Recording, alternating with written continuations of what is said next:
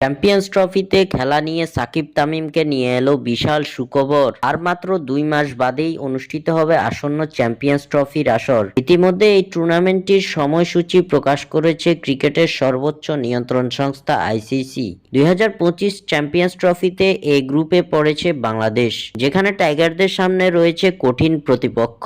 Group পর্বে বাংলাদেশের সামনে প্রতিপক্ষ হিসাবে রয়েছে ভারত, পাকিস্তান ও নিউজিল্যান্ড। এদিকে এবার আইসিসি ট্রফিতে বাংলাদেশের জার্সিতে সাকিব তামিমের খেলা নিয়ে বিশাল সুখবর দিল বিসিবি সভাপতি ফারুক আহমেদ। দীর্ঘদিন জাতীয় দলের বাইরে অবস্থান করছেন ওপেনার তামিম ইকবাল। অন্যদিকে সাম্প্রতিক পরিস্থিতি বিবেচনায় ওয়েস্ট ইন্ডিজের বিপক্ষে সবশেষ সিরিজে বাংলাদেশের হয়ে খেলতে পারেননি বিশ্বসেরা অলরাউন্ডার সাকিব আল হাসান। তবে এবার চ্যাম্পিয়ন্স ট্রফি দিয়ে জাতীয় দলে ফিরছেন টাইগার এই দুই মহারথী। চ্যাম্পিয়ন্স ট্রফির জন্য অ্যাভেলেবেল আছেন সাকিব আল হাসান ও তামিম ইকবাল, এমনটাই জানিয়েছে বিসিবি সভাপতি। এই প্রসঙ্গে বিসিবি বস বলেন, যদি কোনো খেলোয়াড় অবসর না নেয় সে সিলেকশনের জন্য অ্যাভেলেবেল। সাকিব তামিমের ক্ষেত্রেও তাই, অর্থাৎ চ্যাম্পিয়ন্স ট্রফির শুরুর আগে যদি ওয়ানডে ফরম্যাটকে বিদায় না বলে তাহলে বাংলাদেশ দলের সিলেকশনের জন্য অ্যাভেলেবেল থাকবেন সাকিব আল হাসান ও তামিম ইকবাল, যা ভক্তদের জন্য বড় সুখবর বটে।